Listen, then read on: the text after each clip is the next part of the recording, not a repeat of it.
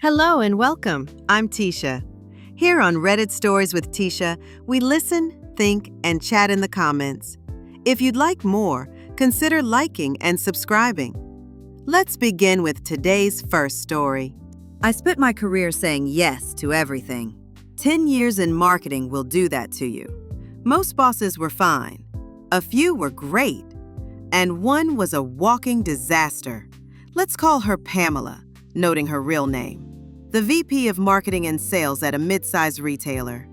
She arrived a few years after I did, late to meetings, big on business lunches, and oddly fixated on company parties I somehow ended up planning. On paper, I was a manager. In reality, I ran the machine. I kept stores and the website merchandised, produced monthly sales kits, coordinated ad buys, managed the department budget, project managed launches, built reports, and ghost emailed from Pamela's inbox to keep things moving. If it kept the lights on, I did it. Money was always an issue. Pamela overspent, then told me to borrow from future months so the current month looked fine. Each month started with a real budget and ended with an edited one that hid the mess. I knew it wasn't right, but I was drowning in 12-hour days around childcare and weekend catch-up. Mistakes happened. Nothing fatal, but enough to keep me anxious and exhausted. Her first big holiday season hit and sales tanked. She kept swapping in new ad and PR agencies, friends of hers, changed store visuals weekly, and overrode the promotional calendar our buying team had already vetted. While we scrambled, a lingering infection knocked me flat. It became sepsis. I landed in the hospital, and the doctors said the quiet part out loud. Stress had pushed my body over the edge. While recovering, I did the worst possible thing for my blood pressure and checked our email. Management had sent a bouquet. Sweet gesture. Clearly organized by Pamela.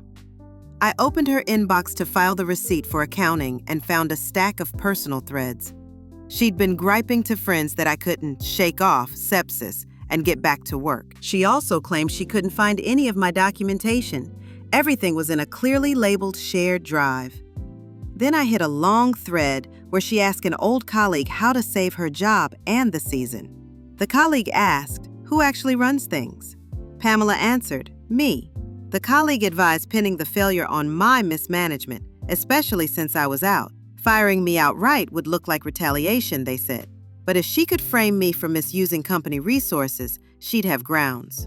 Reading that with an IV in my arm was a special kind of clarity. When I returned, Pamela staged a helpful boss routine.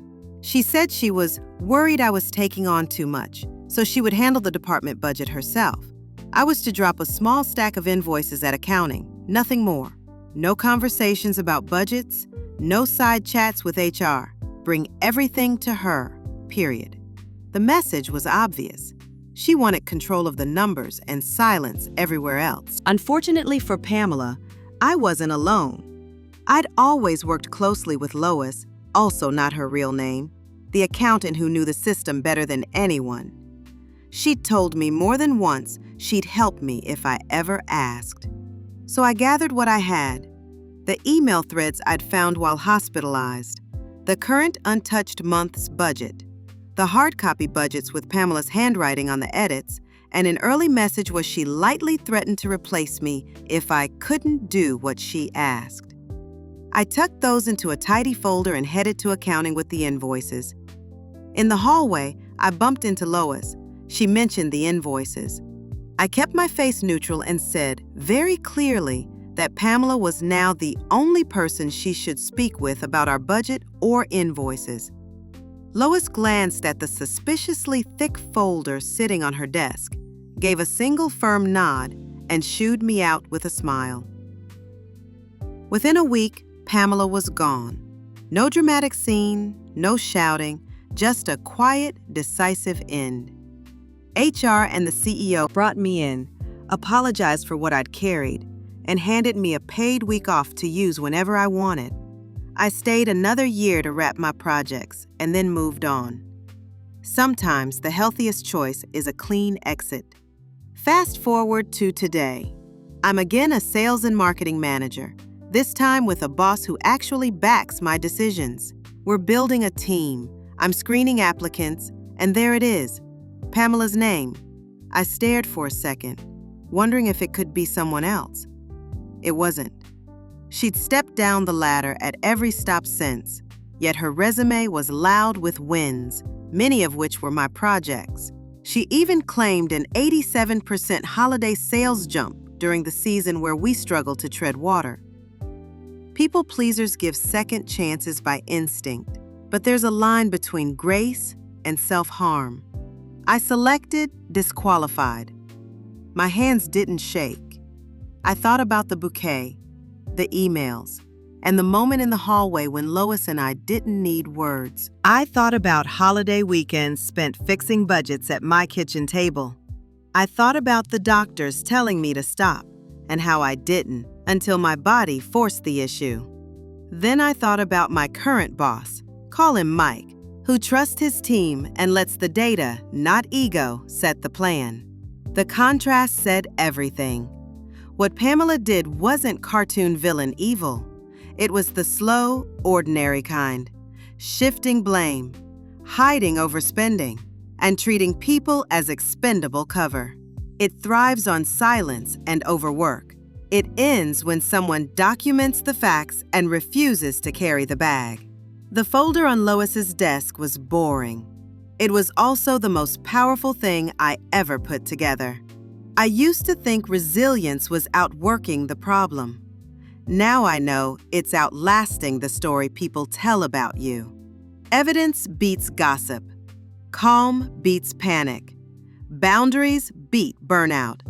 And sometimes, justice looks like an email you never send, a meeting you skip, and one quiet click on an application that doesn't move forward. Final remark. In the end, I didn't need a confrontation or a clever line. I needed proof, allies, and a boundary I would actually hold.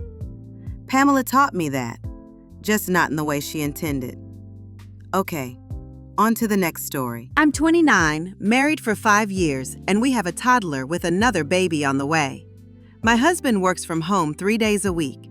He's protective of his stuff, so 6 months ago he put a lock on the outside of his office door. He said it was to keep our toddler from wrecking things. The key? Somehow always missing. I let it slide even though it felt off. A couple of days ago, I needed the bird's perch from that room. He hovered in the hallway like a security guard. "What do you need in there?" he asked, too fast. I said the perch. He watched me the whole time, then locked the door the second I stepped out. The click echoed more than it should have. That night, after we got our toddler down, I told him I needed to change the sheets on the guest mattress in his office. Family's visiting soon. Same jittery energy, same deflection. He said he'd do it later.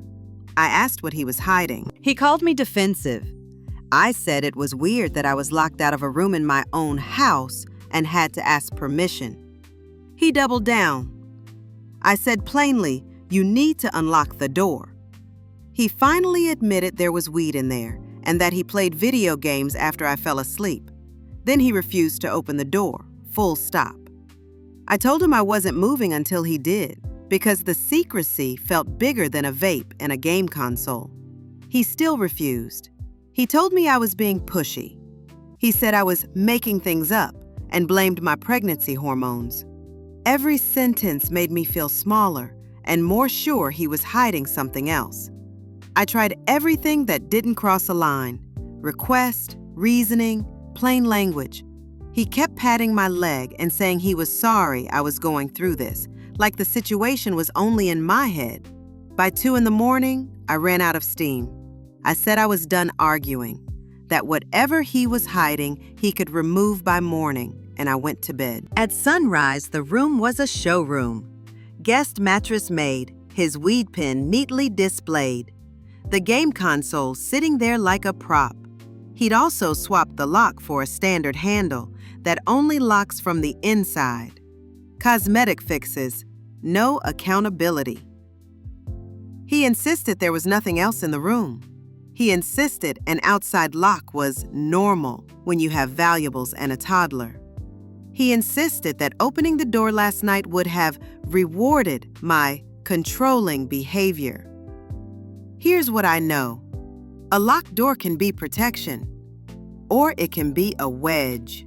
For 6 months, he controlled a space inside our home that I couldn't enter without permission, with the key always conveniently missing. That's not childproofing, that's gatekeeping. And the moment I challenged it, he changed the topic to my tone, my hormones, my supposed pushiness. None of that answers a basic question. Why can't a pregnant wife with guest coming check a guest bed? The weed itself isn't the scandal here. I don't glamorize it, and I don't demonize it. It can be legal where we live or not. Either way, it requires grown-up conversations about safety, storage, and honesty. The point is, secrecy plus the choice to let me sit on a hallway floor for hours rather than turn a key and speak plainly. That night became a split screen. On one side, me, asking for transparency in our shared space. On the other, him, guarding a door like it was a drawbridge, telling me my concern was a mood. The gaslight wasn't dramatic. It was quiet and repetitive. You're overreacting. You're tired. It's just hormones. When someone keeps naming your feelings for you, it's hard to hold your own. He called my request to look in a shared room controlling. But control is deciding who may pass and when, and then shifting the rules when you're questioned. Control is a key that never appears, paired with a lock you installed yourself. Control is moving the goalpost in the morning. New handle, neat desk, nothing to see here. I keep replaying the timing. I asked to change guest sheets. He said later. I asked to see the room. He said no. I waited, pregnant and exhausted, until 2 a.m. The next day, the display was perfect, like a proof of innocence diorama. But the trust, already fragile, took the hit. Because trust isn't what you show after a night to prepare.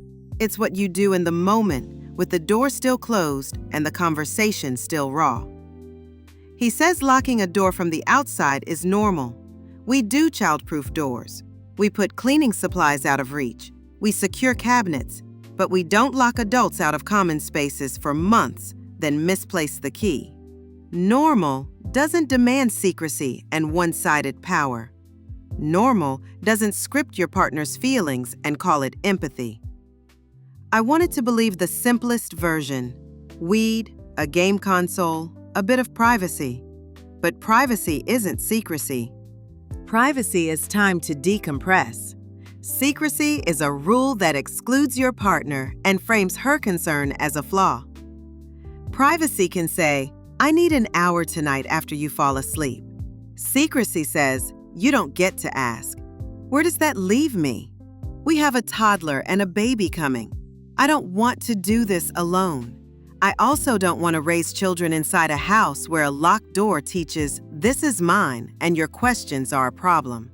I'm not looking for a spectacle. I'm looking for 3 things: transparency, boundaries, and repair. Transparency means access. The office is a shared family space. No more outside lock, no more missing key. Boundaries mean we both agree what's in there and how it's stored, safely, legally, out of reach, no surprises. Repair means naming the harm, not the pen or the console, but the deflection and the long night in the hallway. A real apology doesn't explain away what happened. It owns it. If he can't meet me there, the next steps aren't dramatic. They're necessary. We can try counseling with a licensed therapist. We can set written agreements. No external locks on shared rooms. Both partners hold keys for any internal safety locks. No unilateral changes to the home that restrict access. We can define privacy as time, not territory. If those guardrails hold for months and the behavior changes, I'll feel safer. If they don't, separation stops being a threat and becomes a plan. I keep thinking about our toddler who sees more than we admit. A locked door isn't just wood and metal, it's a lesson. It says, this person's need to control is bigger than your need to trust. That's not a lesson I want to normalize. Last night didn't end in shouting. It ended in silence and a staged room at sunrise. But silence speaks. So does staging. What I need now is proof that the lock is gone for good, that my concerns aren't hormones, and that our home is shared in more than name. If we're going to raise 2 kids together, the door can't be the most powerful thing in the house. Honesty has to be. Final remark. I can forgive the pen in the console. I can't live with a door that teaches us to doubt each other. Open doors are a choice. Either we both make it, or I make a different life. Now, the final story. Girls' night was simple. 7 friends, a plan, and a designated driver. I kept my boyfriend in the loop all evening. Quick text, short check-ins, nothing dramatic. Still, my phone buzzed non-stop. Missed FaceTime calls. Where are you now? More text. It felt less like concern and more like surveillance. I never left him waiting more than an hour, not once. But every time I replied, another question landed. Not how's the food, not are you having fun, just pressure. By the time we piled into the car to ride home, I was counting the minutes and crafting updates before he even asked. The drop-offs took a little over an hour, different neighborhoods, different turns. The kind of late drive where the city gets quiet and the dashboard clock feels louder than it should. When we finally reached my friend's place, I FaceTimed him right away. No games, no gaps. I wanted him to see my face, hear my voice, and relax. He didn't. He launched into questions. Why did it take so long? Which route did you take? Who got out first? He wasn't confused. He was cross-examining. The questions contradicted each other, like he was fishing for mismatched details. He even said he wanted to catch me slipping. I stared at the screen, stunned. I've never given him a reason not to trust me, not once. I tried to walk him through the night. The restaurant, the laughs, the car ride, the last stop. He kept circling back to the same suspicion as if repetition could turn it into proof. My stomach sank. It wasn't about evidence. It was about control. The next morning, I called to clear the air. I wanted a calm talk. What happened, what we both need, how to fix it. He picked up, sounded irritated, and hung up. After that, silence. No text, no apology. Just a slammed door where a conversation should be. I kept replaying the weekend. Before this, we'd been solid for a year. Inside jokes, shared playlists, lazy Sundays with coffee and a movie. Normal. Safe. Now, one night out with friends turned into a test I didn't know I was taking, and apparently, I failed by doing nothing wrong. The more I think about it, the more the pattern shows. He wants constant updates, but calls me distant if I put my phone away during dinner. He asks for honesty, then searches my answers for cracks. He says it's about love, but love doesn't interrogate you like a witness. There's a difference between care and control. Care asks, text me when you're safe.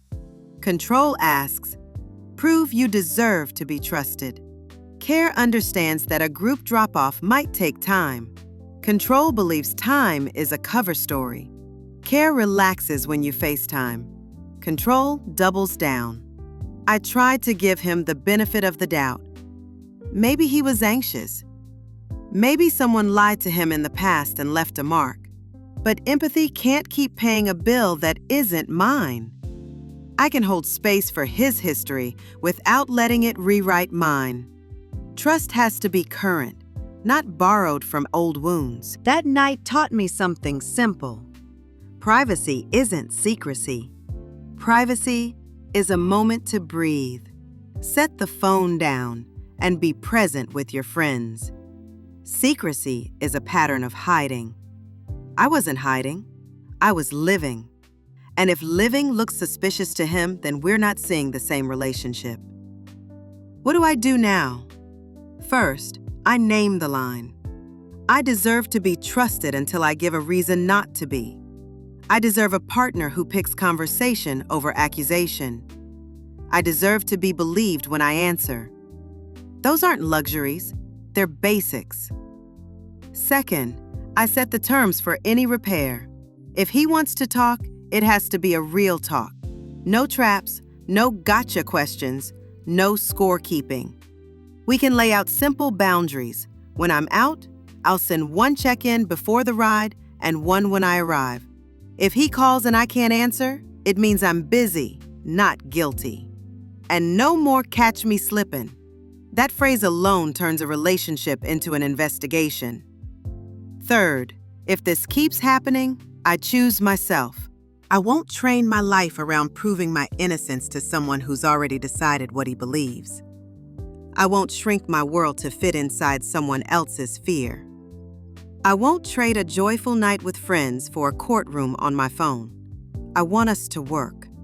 I want the easy mornings back, the simple texts that say, "Home soon," and mean exactly that. But it takes two. If he won't show up for the conversation, I can read the silence. Silence is an answer, just not the one I hoped for. I keep thinking about the moment I hit FaceTime. I expected relief. Instead, I got a pop quiz. If you love someone, you don't make them pass tests they didn't agree to take. You meet them where they are, you listen, you choose trust on purpose. Here's the truth he needs to hear and I need to honor. My life includes friends, laughter, and nights that run a little late. That's not a threat. That's a whole person. If he wants a whole relationship, he has to meet the whole person, not just the parts he can monitor. I'm not angry, I'm clear. I gave updates. I called when it mattered. I showed up. Now it's his turn. Either we build trust with real words and steady actions, or we let this go before it hardens into something neither of us can fix. Final remark. I won't apologize for being trustworthy. I won't defend an honest night out. If we continue, it's with mutual respect and no more tests. If we end, it's because I chose peace over proving myself to someone who wouldn't listen. How would you handle it? Share your thoughts in the comments. Thanks for being here and for keeping it kind. I'm Tisha. This was Reddit Stories with Tisha. If you'd like more, consider liking and subscribing. See you in the next one.